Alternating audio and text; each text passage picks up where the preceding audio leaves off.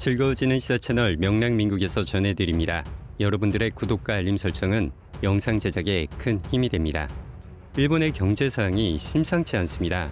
전염병 확산에 따른 경기 침체로 전 세계 주요 기업의 올해 1분기 순이익이 작년 동기 대비 40% 급감했다고 일본 니혼게이자이 신문이 3일 보도했습니다. 니혼게이자이는 금융정보 제공업체인 킥패트세트의 데이터로 전 세계 8,400여 개사의 1월에서 3월의 실적 발표치와 시장 예상치를 분석한 결과 이와 같이 드러냈다고 전했습니다.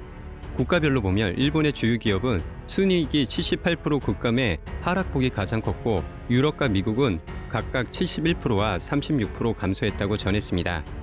또 니혼게이자이 신문은 전 세계 주요 기업의 2분기 순이익도 작년 동기 40% 급감할 거라고 예상했습니다.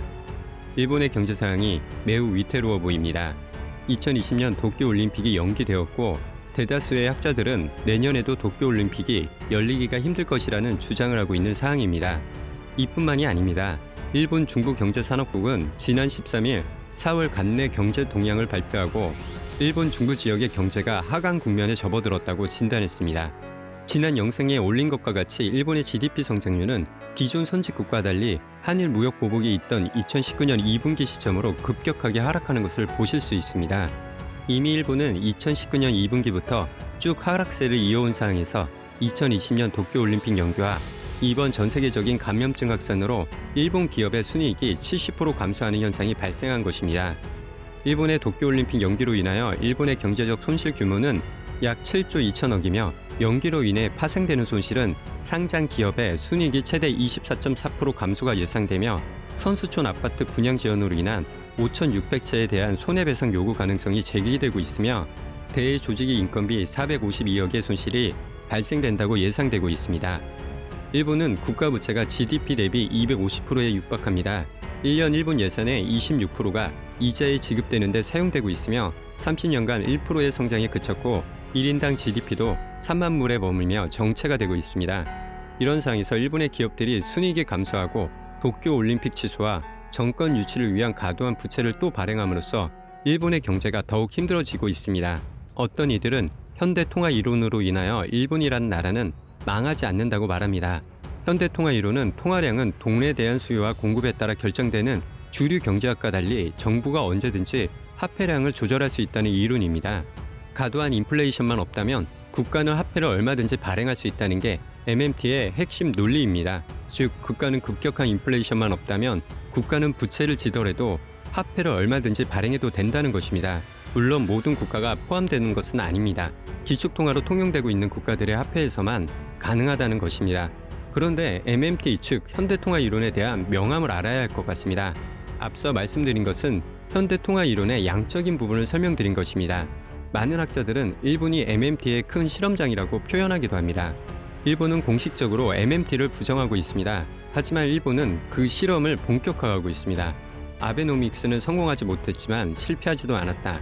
엔화 급락이나 인플레이션은 발생하지 않았다. MMT의 가능성을 확인했다.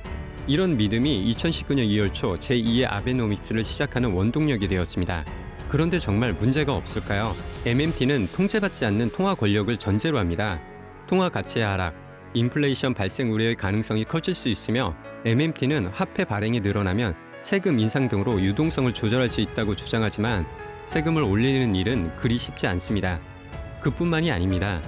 MMT는 시장 자본주의를 송두리째 흔들 수 있습니다. 자칫 기업 등 민간 부분의 쇠퇴를 불러올 수 있으며 경제가 공경에 처할 때마다 정부가 개입해 기업 등을 도와주는 일이 반복되면 민간이 정부의 의존도는 깊어집니다. 결국 기업의 자생력이 떨어지게 된다는 것입니다. 금융시장 역시 마찬가지입니다. 실물 경제보다 정부 정책으로 금융시장이 좌우하게 됩니다. 현재 일본의 상황이 정부 정책으로 금융시장이 좌우되고 있습니다. 경제학자들이 일본의 거대한 실험이 실패할 거라고 보는 이유는 너무 자주 실험이 반복되기 때문입니다. 정부 주도의 경기 부양책은 필요하지만 자주 반복되면 문제가 됩니다. 정부 주도의 자극에 민간이 길들여지는 순간 민간의 자생력은 깊은 골로 추락하게 됩니다. 마침내 어떤 자극에도 반응하지 않게 되는 것이죠. 아베노믹스가 원하는 결과를 낳지 못한 것도 이 때문입니다. 일본은 성공하지 못한 아베노믹스 정책을 또 한 번 반복적으로 펼치려고 하고 있습니다. 결국 개구리는 찬물에 넣고 살살 물을 끓이면 죽는 줄 모르고 죽는다고 합니다. 일본의 사항이 이렇게 흘러가지 않을까 싶습니다. 한편 한국의 경우 IMF에서 뽑은 OECD 국가 중 아시아 경제 성장률 1위로 리포트를 냈습니다. 현재 발표된 한국의 금융지수 하락폭은 작년 대비 1.4%로 매우 낮은 수치를 보이고 있으며, 또한 한국의 삼성전자의 경우는 코로나 속에서도 1분기 영업이익은 작년 대비 3.4%가 상승했고, LG전자 역시 영업이익이 21% 증가했습니다. 한국과 일본의 사항은 조금 다른 방향성을 보이고 있습니다. 일본의 사항을 간략하게 정리하면 일본 내 경제 사항이 위험하다 판단할 수 있는 기준으로, 첫째, 일본 내 기업 순수익이 78% 급감, 둘째, 2019년 2분기부터 급격한 GDP 하락세, 셋째, 도쿄올림픽 연기로 인한 손실 발생, 넷째, MMT 이론을 반복적으로 실행, 다섯째, 정체되어 버린 일본의 성장률, 여섯째, 일본의 과도한 국가부채 등 여러 가지 측면에서 일본의 경제 상황의 심각성을 알리고 있습니다. 이대로라면 일본은 서서히 무너지지 않을까요? 여러분들의 생각이 궁금합니다. 여러분들의 구독과 알림 설정은 영상 제작에 큰 힘이 됩니다. 영상이 좋았다면 좋아요도 꼭 부탁드리겠습니다. 이상 김명랑이었습니다.